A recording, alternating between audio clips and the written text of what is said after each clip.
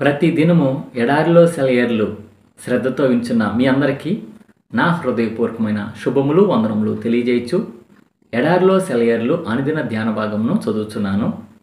దయచేసి శ్రద్ధగా వినండి.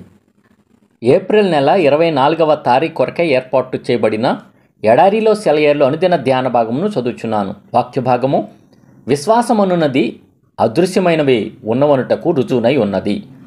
హెబ్రీ 11వ అధ్యాయము 1వ వచనము. ధ్యాన భాగమును చదువుచున్నాను. నిజమైన విశ్వాసం ఎలాంటిదంటే పోస్ట్ బాక్సులో ఉత్తరాన్ని పడేసి ఇక దాని గురించి మర్చిపోవడం లాంటిది.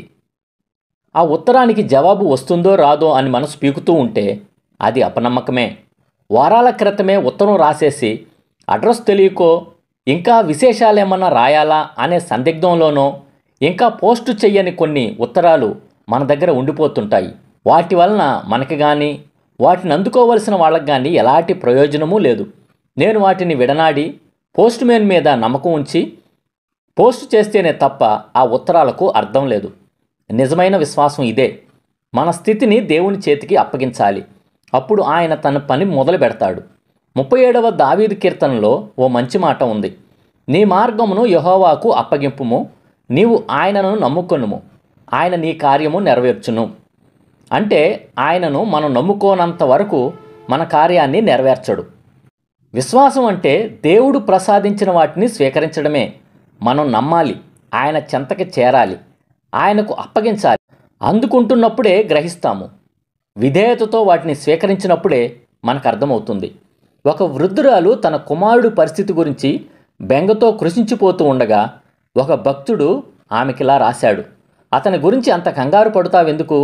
నువ్వు అతని కోసం ప్రార్థన చేసావు కదా, అతన్ని దేవునికి అప్పగించావు కదా, ఇక అతని విషయం ఆందోళన చెందవచ్చునా? దేని విషయము చింతించకండి అనే దేవుని ఆజ్ఞ అవధులు లేనిది. మీ చింత యావత్తు ఆయన మీద వెయ్యండి అనే మాట కూడా అలాంటిదే. మనం మోస్తున్న బరువును మరొకరి మీద వేసినప్పుడు అది ఇక మనల్ని బాధించదు కదా. కృపాసింహాసనం దగ్గర నుండి మన సమస్యల్ని వెనక్కి తెచ్చేసుకుంటే దాని అర్థం దేవుని ఎదుట మనమేమీ మిగల్చలేదనే కదా. నా మట్టుకు నేనైతే నా ప్రార్థనల గురించి ఒకే ఒక రుజువు కోసం చూస్తాను.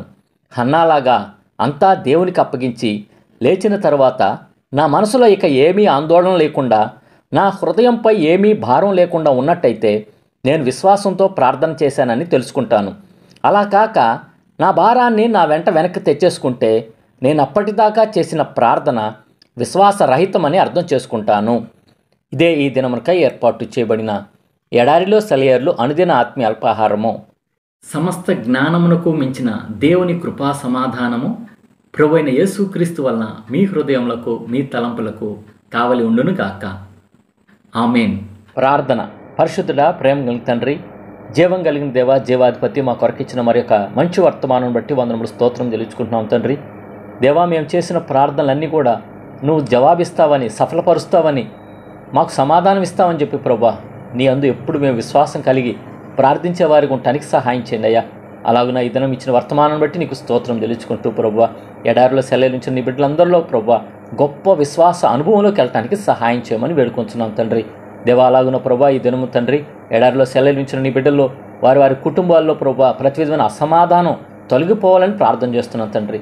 అన్నదమ్ముల మధ్య అసమాధానం ఉంటే తొలగిపోవాలని ప్రార్థన చేస్తున్నాం తండ్రి. యేసుక్రీస్తు నామంలో సమాధానం కలుగునుగా కానీ ప్రార్థన చేస్తున్నామయ్యా. అలాగున అక్క చెల్లెళ్ళ మధ్య, అలాగే అన్న చెల్లెళ్ళ మధ్య అసమాధానం ఉంటే ప్రభువా అయా తొలగించి నీ యొక్క గొప్ప సమాధానాన్ని వారి కుటుంబంలో దయచేయమని వేడుకొంచున్నాం తండ్రి. దేవా, అలాగున తల్లిదండ్రులకి అయా బిడ్డలకి మధ్య అసమాధానం ఉంటే యేసుక్రీస్తు నామములు తొలగిపోవునుగా కానీ ప్రార్థన చేస్తూ నీవే సమాధానం దయచేయమని వేడుకొంచున్నాం తండ్రి. దేవా, అలాగ మా దేశాన్ని, మా రాష్ట్రాన్ని, మా జిల్లాని, మా గ్రామాన్ని దీవించి మా నాయకులను దీవించమని వేడుకొంచున్నాం తండ్రి. దేవా, అందరూ కూడా తండ్రి ఈ యొక్క ఎలక్షన్స్ క్యాంపెయిన్లో పగలు ఎండ వేడియంలో తిరుగుతూ ఉంటుండగా ప్రభువా పగల ఎండ దెబ్బ తగలకుండా, రాత్రి వెన్నెల దెబ్బ తగలకుండా ప్రతి ఒక్క నాయకుడికి నీ కృప కాపుదల భద్రత అనుగ్రహించమని వేడుకొంచున్నాం తండ్రి. ఎలక్షన్స్ కోసం మా యొక్క దేశాన్ని, మా రాష్ట్రాన్ని సిద్ధపరచండి అయ్యా. మాకు కావలసిన నాయకుడిని మేము మంచిగా జ్ఞానంతో ఎన్నుకోవటానికి ప్రభువా తగిన జ్ఞానం అందరికీ దయచేసి మాకు కావలసిన మంచి నాయకుడు, నీ చిత్తానుసారమైన నాయకుడిని మా కొరకు నువ్వు ఏర్పాటు చేయమని వేడుకొంచు. నిన్నే స్తుతిస్తూ ఘనపరుస్తూ ఈ దిన దీవెనలతో ఆశీర్వాదాలతో ప్రతి ఒక్కరిని నింపమని నజరేయుడైన యేసు నామములో ప్రార్థించి వినయంగా వేడుకొంచున్నాం తండ్రి. ఆమేన్. మన తండ్రి అయిన దేవుని యొక్క ప్రేమ, ప్రభు అయిన యేసుక్రీస్తు వారి కృప, పరిశుద్ధాత్మ యొక్క అన్యోన్య సహవాసం సదా మీ అందరికీ తోడై ఉండును గాక. ఆమేన్. Praise the Lord. షాలోమ్.